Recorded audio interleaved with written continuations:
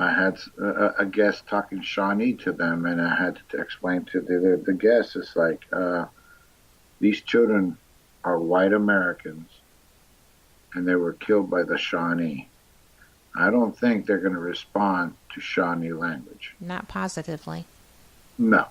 So she put it away, and then we tried to communicate after that. But like I said, I mean, I approach it, you got to think like they're thinking. You know, these are children. You said, oh, the stars. Well, that is perfect. And you got a response because, yes, kids would love to see the stars and the shooting stars. But you got these little white children that got slaughtered by the Shawnee Indians. They're not going to want to hear Shawnee language. They're going to run away from that, you know? And that's what I try to teach people is you got to think like they're thinking. Yes. You know, bring yourself to their level. So I love it that you guys did that and you got the response. That was great. Me, Well, I thought ours went away because, you know, when once Shawnee Indians showed up there talking Shawnee, they were like, I'm out of here. you're right. I'd have been gone too because, it didn't work out well the first time I stuck around. Exactly. And people don't realize that, these are, well, I think that, people get so enthralled with the idea of get doing whatever to get a response because, that's what they see done. And Exactly. it's really hard to kind of break that mindset. I mean, you have to do it weekly, right? To break that mindset of, no, you absolutely are not unkind. You are not frightening. You don't raise your voice. You don't whatever. You try to help, not terrorize. Exactly. Another thing that I try to do, and Grant confirmed it with me, is you don't go into a room and surround the room. And then ask, imagine if you come into a room and you see the room completely surrounded with people and they want you to come in to talk to you. You're going to stand back and it's like, I'm not approaching that group. But if you go and stand on one side of the room and leave ample space, like we do in the church, when we're in the church, we're in one area all together, Right. and then the activity starts on the other end. And as they get more confident with who's in the building, they get closer and to a point that sometimes they touch people. Yes. But if you sit there and just surround them and you see all these shadows just surrounding, you're not going to want to be in the center of that. But stand on the side of a room and talk to them softly and, show them that you're not going to do anything. But give them space. Like if you set a REM pod down and a K2 down, don't be right on top of it. Back away from it and give them room to where they don't have to be afraid to get close to you, Right. let alone some weird equipment that, they're looking at. I mean, I've always like finding different ways of trying to approach things. And again, think of what they feel when they walk in and they see us. How are they going to feel when they see us? Or do we feel threatening? Or do we feel calming where like when we were in the OR and everybody decided to come in because we were not threatening. We were just having fun. We weren't loud, but we were laughing and just, hanging out. And that's when everybody decided that everybody was curious to come and what's going on in there. They're having too much fun. Let's go join them. Exactly. Well, So, that time that I did that show from there, we oh, had, remember? yeah, I mean, there was stuff all around us, and, you could see down the hall toward the operating suites, and the elevator dinged. The elevator thing. I mean, everything all just sitting there in one spot. But, and it's like, one thing I experienced in the hospital is a lot of times when I was with a group, they were at the other end of the hall. And if we went around the corner, then they'd be down at the other end of the hall, but watching us. They were still watching us, Mm-hmm. but they weren't approaching because sometimes they feel a big group as being threatening. Yes. And that's why you got to think of that and then just bring yourself down and calm and sit down and talk softly where they'll come closer and they'll feel safe. But until they feel safe, they're going to keep their distance. And because I've noticed that a lot. That was one place that I was able to see it very clearly because, you up on the third floor, you had the hallways that went completely around the building. Right. So every time we went down one hall, they were at the other end watching us. And then we went down the other and we saw them. We saw a little child, we saw tall stuff. But when we were like, there was one time, I think Amy was with us. I went and we started getting the confidence in them. They were near us and around us. And then we saw a shadow down the hall. So I said, everybody stay here. I'm going to go down there and look. And when I went down there, everybody that stayed back saw a white mist surrounding me. And everybody was in awe because it was just all around my legs, all around me. I didn't see it, but they were all watching this white mist just following me around because they didn't feel threatened and they approached. That's So so cool.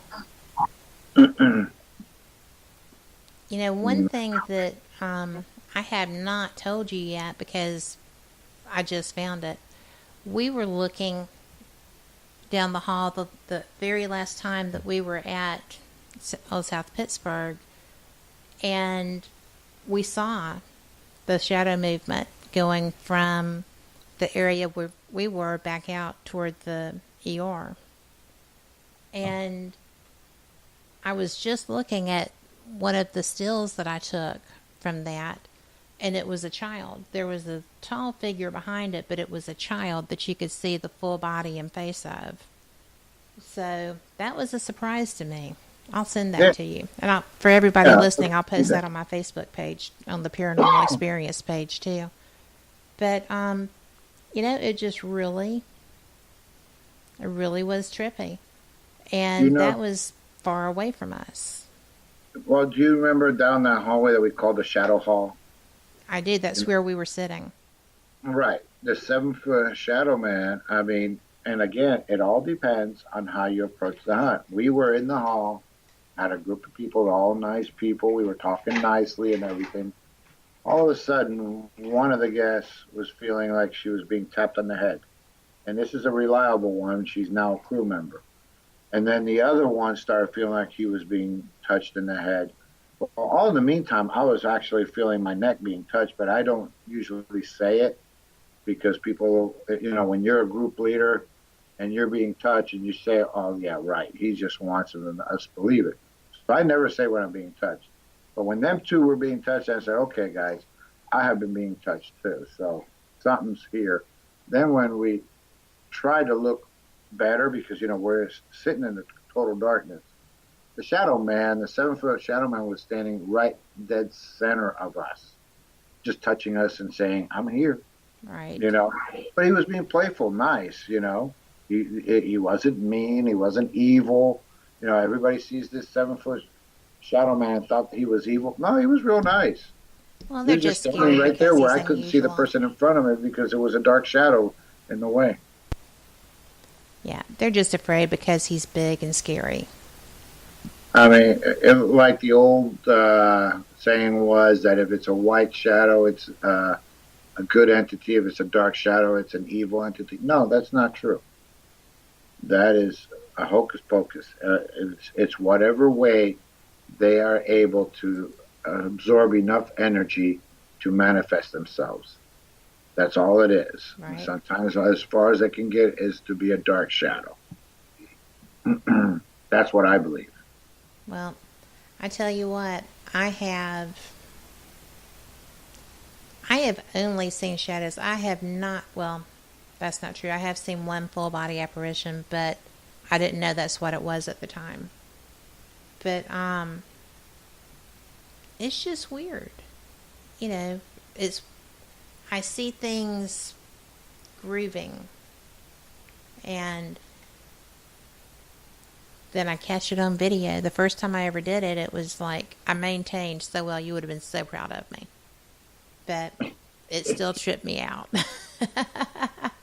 It really did, because it just kind of melted, and then, I very calmly said, "Can you shine your light there?" Well, actually, I saw it, and then I said, "Can you, shine your light down this hallway?" And it kind of went like, "Oh," and then it melted away. Right. And it was just bizarre. Just bizarre.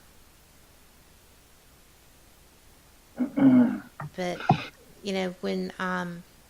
when we were walking, because I was in group 3 and I was running late, and my group had gone to our first stop, and I was catching up, and I was going around by the swimming pond, going up to the entrance by the road.